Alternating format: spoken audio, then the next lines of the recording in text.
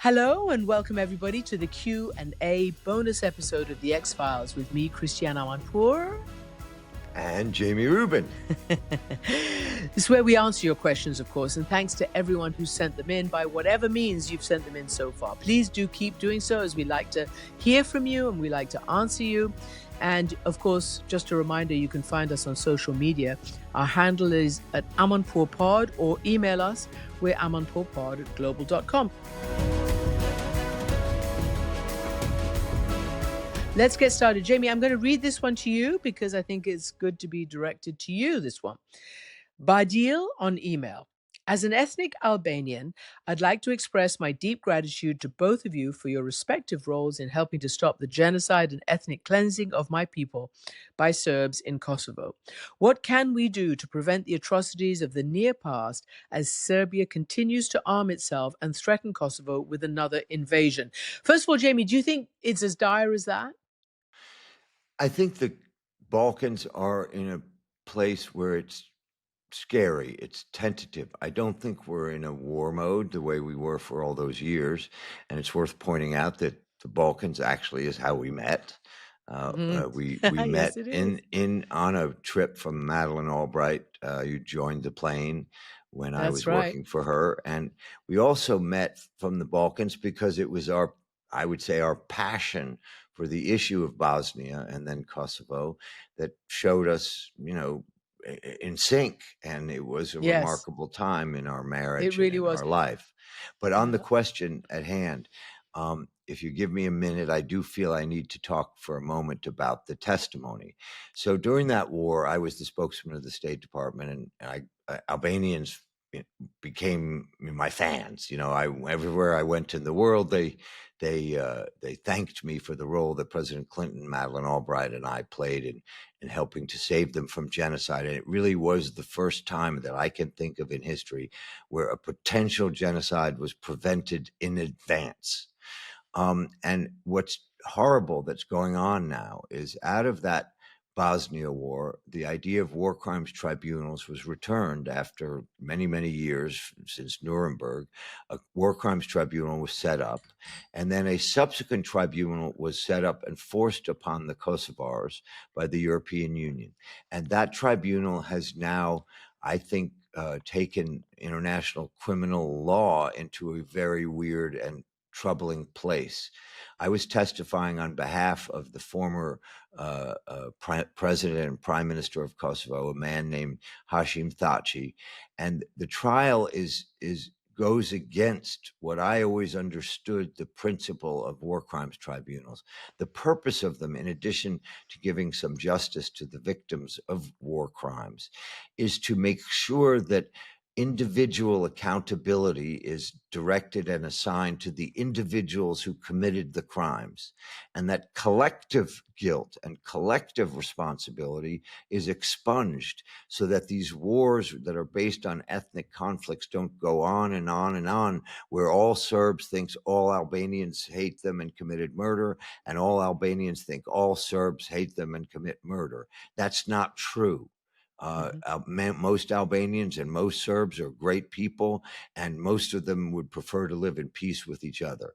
But this trial is blaming the leaders of the KLA for things that happened that they had no control over. And I spent 3 So long KLA days is the Kosovo KLA is Liberation Army, which was and disbanded after the end of the war. exactly. And as you know, we were staying in a hotel together in Macedonia. I was flying off to Kosovo, to the mountains, to work on this demilitarization agreement, where I got a view that very few people had ever seen, watching the internal workings of this ragtag so-called KLA army, the Kosovo Liberation Army, and was absolutely clear that Mr. Thaci, a young man at the time, was not in control of anything. He was effectively like their foreign minister.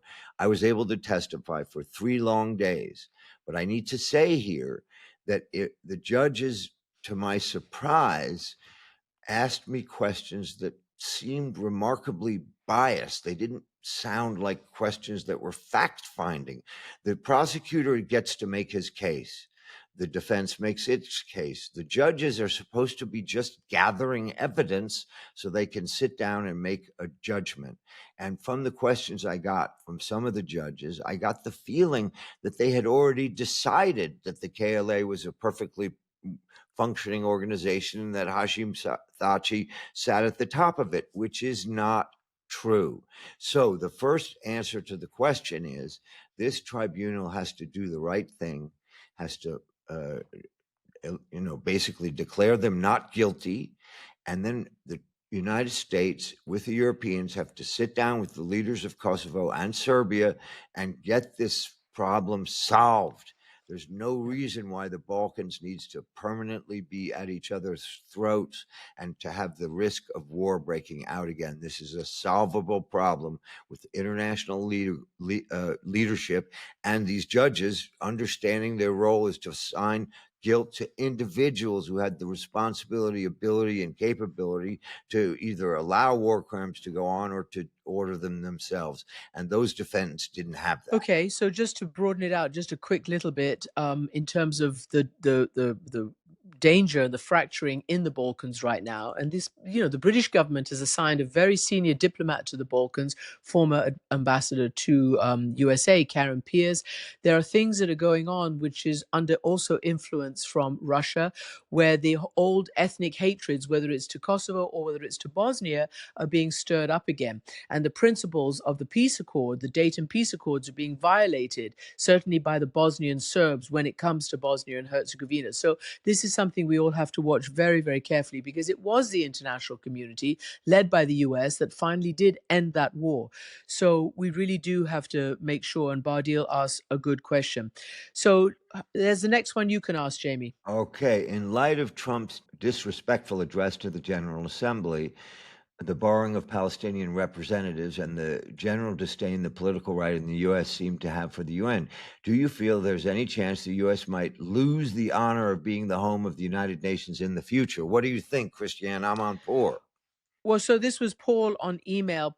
I tell you what, people were kind of stunned after the speech, but afterwards they were, after all their bilats, they were like, this is Trump again. I don't think they really took it as disrespectful to them, most of the allies, I mean, because they thought it was a MAGA speech. So that's one thing. For sure, barring the Palestinian representatives of the Palestinian entity, the PA, which recognizes Israel, which is the internationally accepted negotiating team, and which is the future of the Palestinians at this precise moment, with some reform, obviously, barring them, was just ridiculous, because it meant that they they weren't there to talk to their counterparts or anything. They did address by Zoom, of course. It is also unprecedented. The United States, under the UN Charter and under the laws that it agreed to, has no right to bar anybody, other than for actual clear and present danger reasons, and that certainly didn't exist in this case. As for whether the US will lose the honor of housing it, so far, there's no indication of that at all, because come what may, and no matter what, the United States is a superpower. It's really important. And this is, a really important location for it to be. Sure, people complain on and off. We should go to Geneva. We should go here. We should go there. But right now, there's no alternative to New York. And I would again recommend that book that I just told you about last week called The Peacemaker. U Thant, the third Secretary General. He's absolutely clear about the importance of the UN being in New York. I know that was a long time ago, but, to an extent, things haven't changed on that level too much. Shall we go on to the next one, Jamie? Just a brief point, because I did work at the UN for 4 That's years. true, you did.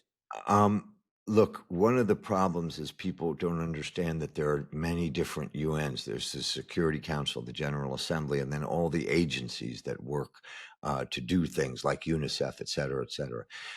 Even during the worst of times, when people like Yasser Arafat and was considered a terrorist, or Castro, previous presidents, Republicans and Democrats, understood that the host country responsibility was to let the leaders of countries come to the UN and address their people and address the world. So this was really another example of the Trump administration breaking the normal rules of diplomatic behavior. We are the host. ever since the Greeks, the hosts have responsibility to their guests, and we should honor those responsibility. We can criticize these people, we can prevent them from traveling the country, but to not allow the Palestinian leadership, the ones that are willing to make peace with Israel and said so, and willing to do almost anything the world asks to make peace, really was another abuse of the president's power. Unfathomable. And you are right. Just a quickie on the UN. Unfortunately, the Trump administration has stopped a lot of aid or cut a lot of aid to the really good things the UN does, certainly the humanitarian aspects of it. And as I say, again, it's worth repeating that although Trump seems like he was, what's the right word, pissing all over everything, including the UN, he did in private conversation with the Secretary General say, I'm behind you 100%. So, you know, that's where we are. All right, you want to read the third question? Michael on email says, what is the logic behind a possible nuclear arms race if the New START contracts run out, since both sides can easily destroy the other with the current arsenal and there's no real defense against it? So, arms control, as it turns out, nuclear arms control, Christiane, you know this, was my first job. I studied it in school and graduate school, and my first job as a think tank and then for the US Senate for then Senator Biden was precisely the subject of nuclear arms control and nuclear arms. So I know an enormous amount about this. There is one thing that was interestingly in the past week, President Putin signaled that he's prepared to stick by the New START treaty for another year, even though it's expired.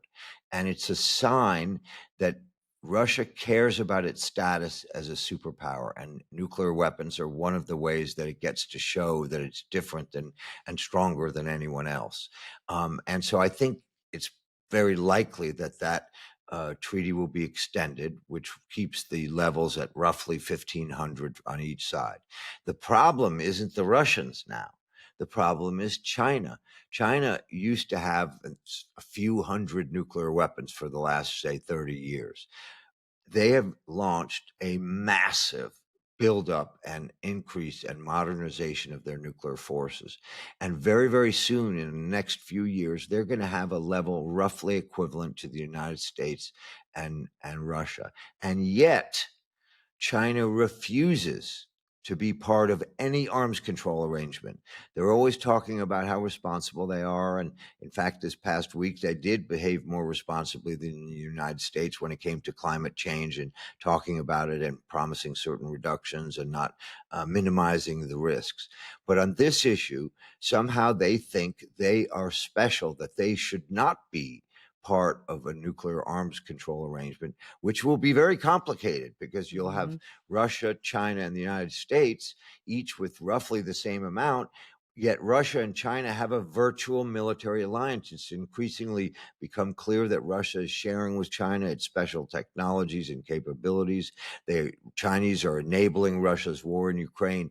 And so arms control is going to face a massive, massive intellectual, political, and bureaucratic challenge of how to deal with the fact that Russia, China, and the United States are all going to have roughly the same amount of armament. And arms control is necessary to eliminate the risk of accidental or incidental or unintended conflict by bringing verification to each side so they know what the other is doing and making sure, for example, that AI never gets control of nuclear weapons, that nuclear weapons aren't tested above ground, that modernization doesn't lead to a point where somebody can threaten a first strike. All those hard questions have to be negotiated.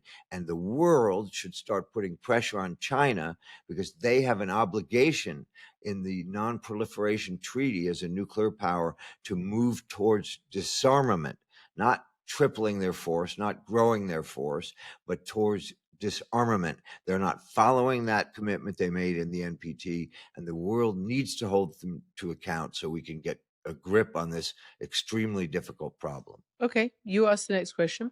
This is from Jack on Instagram.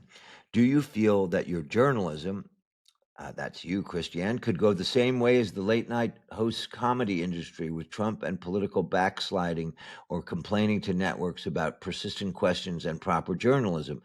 Will this mean journalism and journalists take it easy on leaders to ensure they keep their passes, or will journalists stand up? This is very relevant today. Why don't you talk about the Pentagon? Well, it's massively relevant. And yes, Jamie, I'll talk about the Pentagon. We mentioned it last week that Pete Hegseth, Defense Secretary, has essentially ordered all journalists who are accredited to the Pentagon that they have to pass all their news items through the Pentagon. Basically, they're basically saying that you can't report any information unless it's authorized by us. I mean, this is just crazyville. It's never happened before that I know, and it's never happened in any department. What does that mean? There's no investigative reporting. There's no what? You just have to hand your stuff to the government, and then it signs off on it. That's not democratic. And so that's going to be a real issue. The good news on this, to Jack on Instagram, is that journalists and organizations from across the political spectrum, whether it's the right-wing journalists, the neutral, the left-wing journalists, whatever you want to say, they've all banded together to push back against Hegseth and the Pentagon on this. We'll see where it goes. But to the other question, yes, I think there is a fear that President Trump and his administration could decide in their general crackdown on dissent, which they confuse for disloyalty. Dissent is not disloyalty, as one of the greatest journalists of all time said. He was Edward R. Murrow. They are threatening. They've threatened ABC. Again, they've threatened others. As you know, they've already extracted millions of dollars in payments from ABC and from CBS. And of course, people are worried. But I would say, from what I can see, legacy journalism from the established, credible journalistic organizations are still doing an excellent job, and you don't feel that they are fearful at the moment. And we just have to hope that our leaders stick by us. All we have to really maintain is our truth, integrity, objectivity, and make sure we get all the facts right. And that should be the only way in which we are judged. Let me just add a couple points there. First of all, I've been impressed at the degree to which individually owned media organizations have been more Yeah. determined to not be intimidated by the Trump administration. So Rupert Murdoch, who, as you can imagine, I'm no fan of, owns the Wall Street Journal, cares about his newspapers, and he went forward with stories, even though Trump threatened to sue him and did sue him. And then, of course, the stories that he wrote turned out to be true about this picture that Trump had sent to Epstein. And individual owners take their responsibility as owners of news organizations in a different way than corporations that own news organizations, because they're worried more about their bottom line. So the New York Times, the Washington Post, the Wall Street Journal, these are the three great newspapers in the United States owned by individuals who will be less subject to the pressures that major other media are subject to. But in this context, it's also worth pointing out, a friend of my sister's talked to her about this phenomenon of journalism covering Donald Trump. I won't name the organization, a major French paper. And he pointed out one of the difficulties of covering Donald Trump as a journalist is that there's a tendency, because journalists are so logical and sensible and try to write clearly, that in writing or speaking about a Donald Trump speech or a Donald Trump press conference or a Donald Trump tweet or whatever it is, and this is the new phrase, it's called sane washing, that they're making him seem more coherent and more organized and more strategic and more thoughtful than he really is. Because if you just quoted him directly, you might see that none of it makes any sense. And that's one of the reasons why when he hires people, some apply the sense that he makes to the one side, and some apply the sense he makes to the other side. And sometimes the right hand doesn't know what the left hand is doing. And this is a really important thing. The White House has stopped putting out formal transcripts of the president's statements because they know that often they don't make sense. Instead, they put snippets out.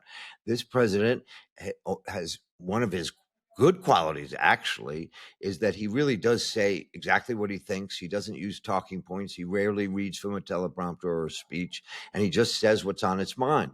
But sometimes what's on his mind doesn't make any sense, and journalists need to figure out a way to show that to the country instead of using their brain to try to sane wash by making sense of something that doesn't make sense. And that's my plea to the journalistic community.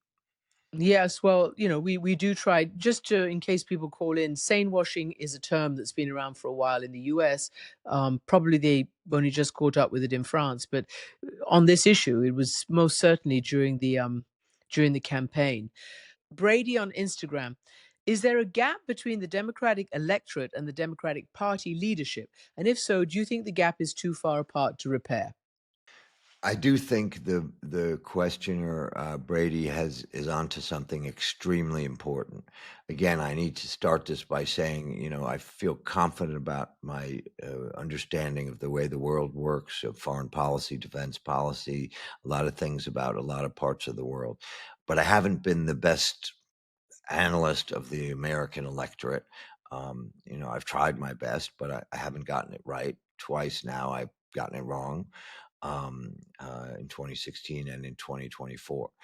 Um, Look, there's a very powerful debate going on in the Democratic Party about this very question of whether the Democratic electorate is actually suffering from apathy, and that the electorate doesn't respond to the leaders because they think they're just the same old people doing the same old things and there's nothing worth voting for. And thus we lose a lot of our voters to apathy who don't vote.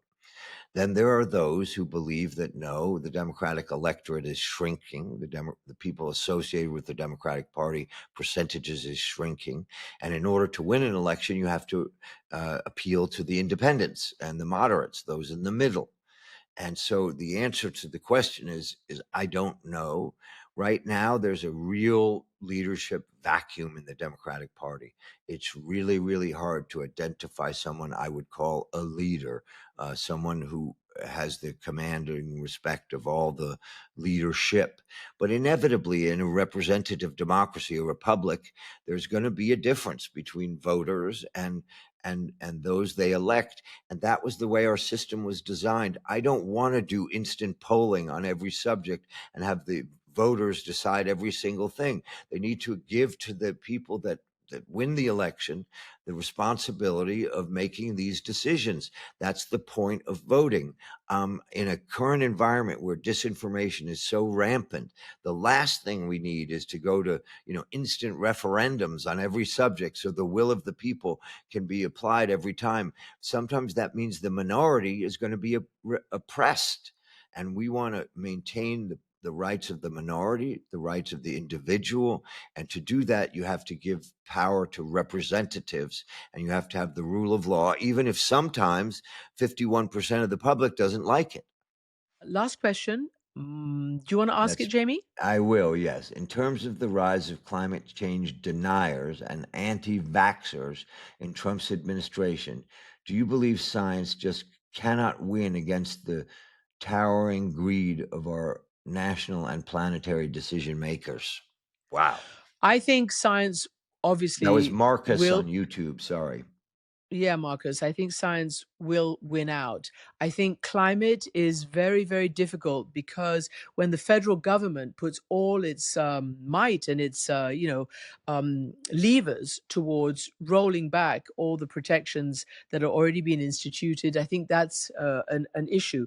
But globally, and actually even nationally, in the United States, you will hear climate activists and actually local mayors and sometimes local governors, state governors will say that whatever the federal government is doing, we are in this green transition.